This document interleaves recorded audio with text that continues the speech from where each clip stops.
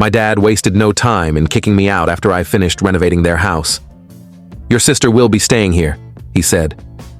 Without arguing, I left quietly. It wasn't until 48 hours later that they realized what had happened. I should have seen it coming.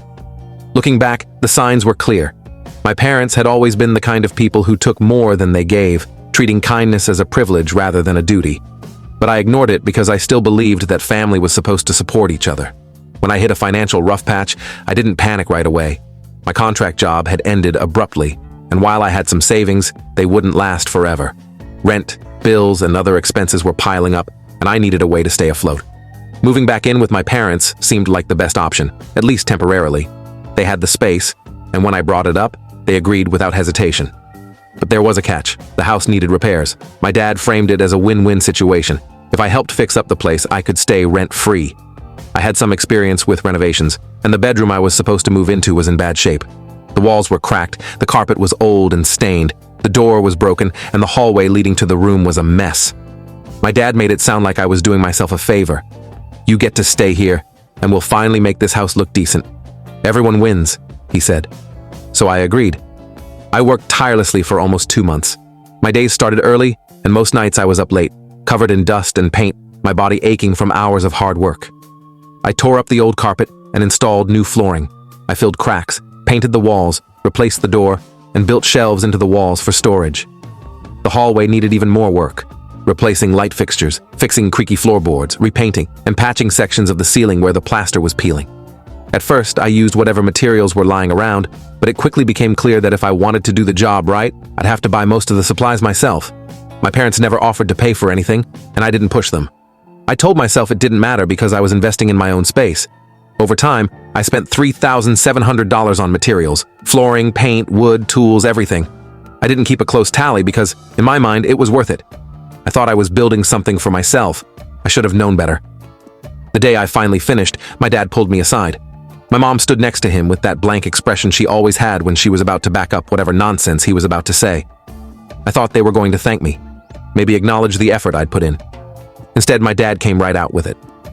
"We've decided that your sister is going to live here." I waited for an explanation, a joke, anything that would make sense. But they were serious. My mom nodded as if it were the most logical decision in the world. I laughed, but they didn't. "What do you mean? We talked about this. She needs the space more than you do," my dad said. My sister, the same sister who already had a perfectly good apartment with her boyfriend, the same sister who hadn't lifted a finger to help with the renovations. I asked when they had made this decision. My dad shrugged. "We've been thinking about it for a while. It's nothing personal." "Not personal, right." I looked at the room I had spent almost 2 months working on, the room I had poured nearly $4,000 into. The thought of arguing crossed my mind, of telling them how selfish they were being, of demanding they at least pay me back for the materials. But I knew them. Arguing would be pointless. They had already made up their minds. So I didn't say a word. I just turned around and started packing my things. I had been sleeping in the living room during the renovations, expecting to move into the finished room when it was done. But now, I wasn't welcome. I could tell they expected me to fight, maybe even beg them to reconsider. But I wasn't going to give them that satisfaction. I left without another word. What they didn't know was that in 48 hours, they would regret everything. When I left, I had no plan, no backup. Just my truck, a few bags, and the heavy realization that I had spent almost 2 months of my life working for people who had no problem kicking me out the moment it suited them. But I didn't argue. I didn't yell. I just walked away. I drove for hours with no destination, replaying everything in my head. The sweat, the exhaustion, the money I had spent. $3,700 gone just like that. My parents never even acknowledged it. They watched me pour my time and savings into their house and acted like it was nothing. That night, I parked outside a 24-hour gas station and slept in my truck. It was cramped and uncomfortable, but it was mine. That was more than I could say for the house I had just left behind. The next morning, I knew I had to come up with a plan. My savings were running low, and I didn't want to waste what little I had on a motel. I started reaching out to friends to see if anyone had a couch I could crash on. Most of them lived too far away or had their own issues. But then I remembered Mike, an old coworker I used to be close with. I called him, explained the situation without going into too much detail, and he didn't hesitate. "Dude, come over. Stay as long as you need," he said. So I drove to Mike's place, about an hour away. The moment I walked in, he handed me a beer and didn't ask any questions. It was exactly what I needed. Then, 48 hours after I left, everything changed. My phone started blowing up. Missed calls from my dad, texts from my mom, even messages from my sister, who rarely contacted me. I ignored them at first, but the more notifications I got, the more curious I became. Then my cousin Sarah texted me, "Dude, what did you do? Your parents are freaking out." I frowned and replied, "What are you talking about?" Her response came almost immediately. "They won't tell me, but they're losing their minds. My mom said your dad is talking about getting lawyers involved. WTF?" That made me pause. Lawyers? What were they talking about? Then I saw another message from my dad. "You better fix this. Now." I stared at my phone, completely confused. I hadn't done anything. I had left without a word. I hadn't touched their house or caused any damage. I had just left. So why were they panicking? I leaned back in Mike's chair and thought about it. Slowly, it hit me. It wasn't what I had done. It was what I had taken, or rather what they thought I had taken. The moment they realized what was missing, they knew they had messed up.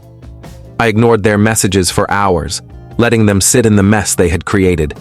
But the texts kept coming, and soon, my sister started calling too. That was unusual. She barely ever reached out, even when things were normal. I let it go to voicemail, but curiosity got the better of me. I wanted to know exactly what was going on. Instead of calling her back, I texted Sarah, "Okay, tell me what's happening." She responded almost instantly, "Your sister showed up to move in and lost it. Your dad is pissed. Your mom's crying, everyone's freaking out."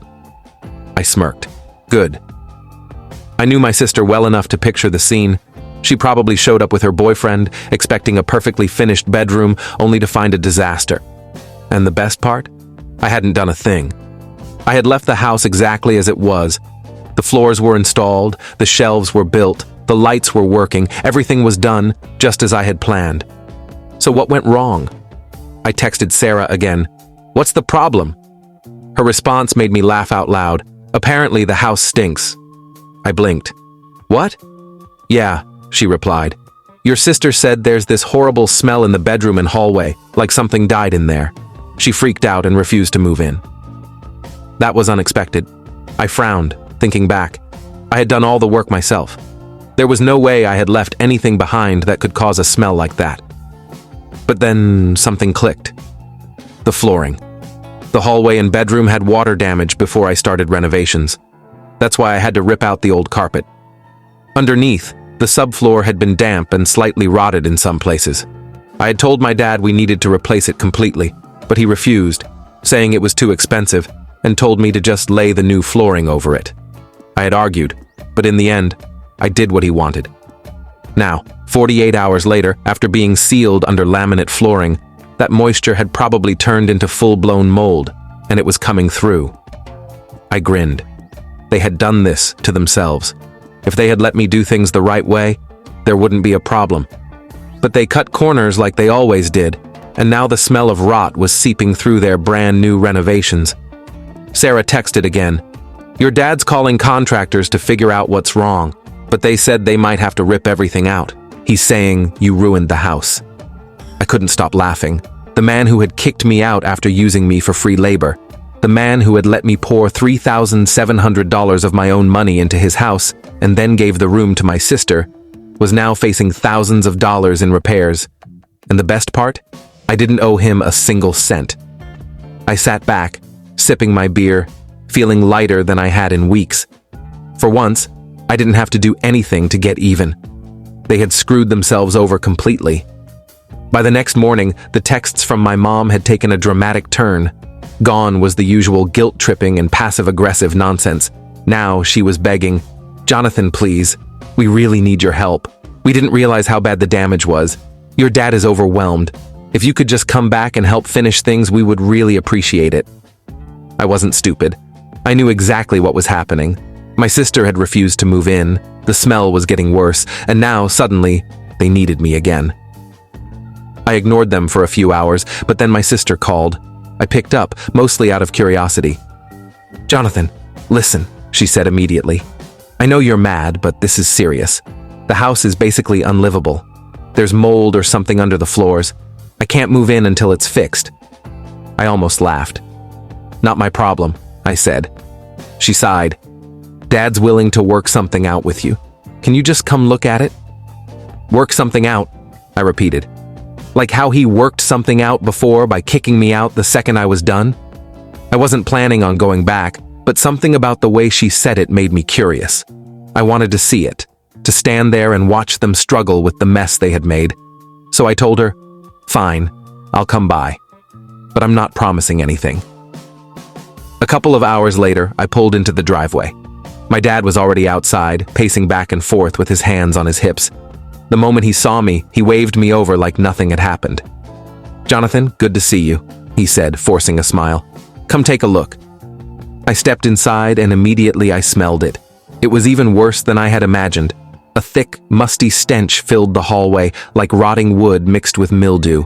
The air felt heavy and damp.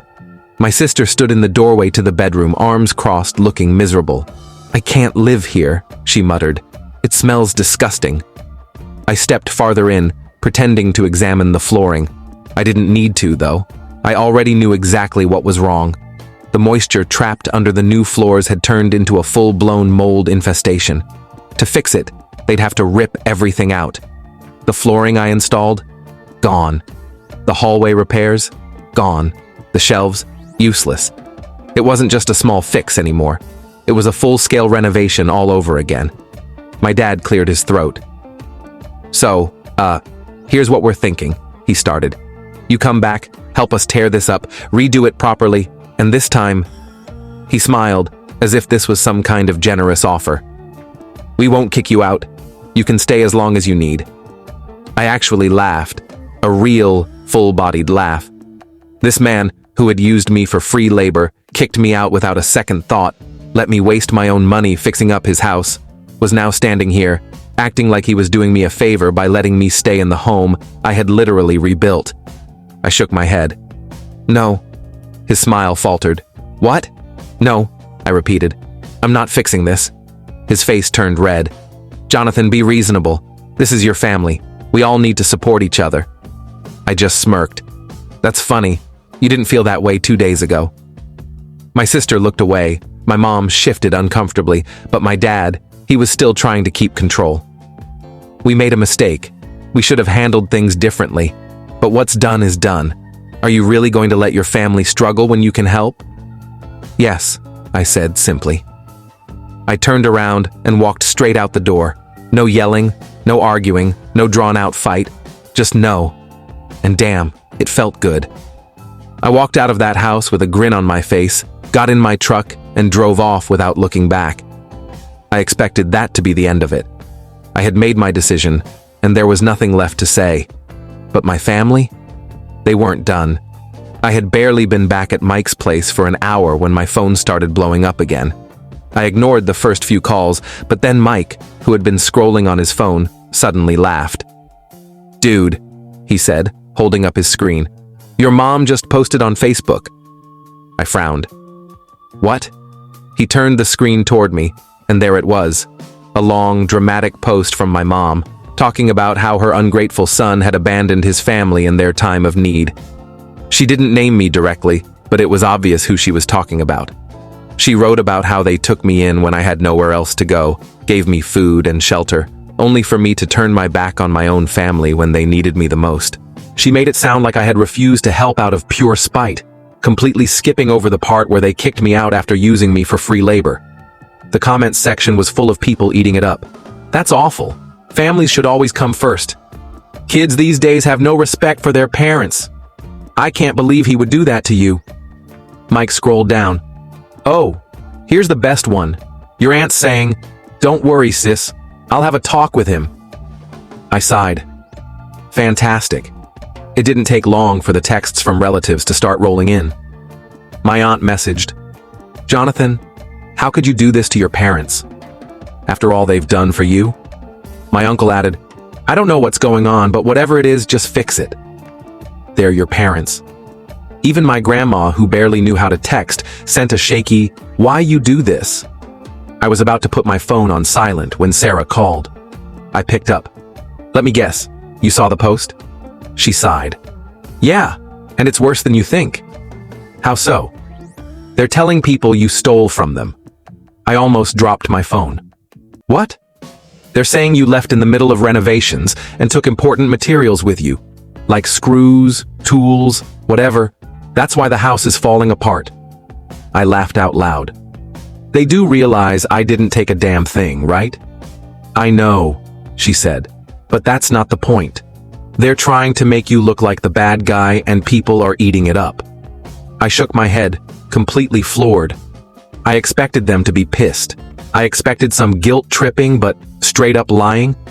That was a new low, even for them. Mike leaned back. "So what are you going to do?" I thought about it for a second, then smiled.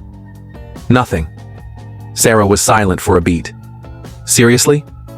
"Yep," I said. "They want me to react. They want to fight. I'm not going to give it to them."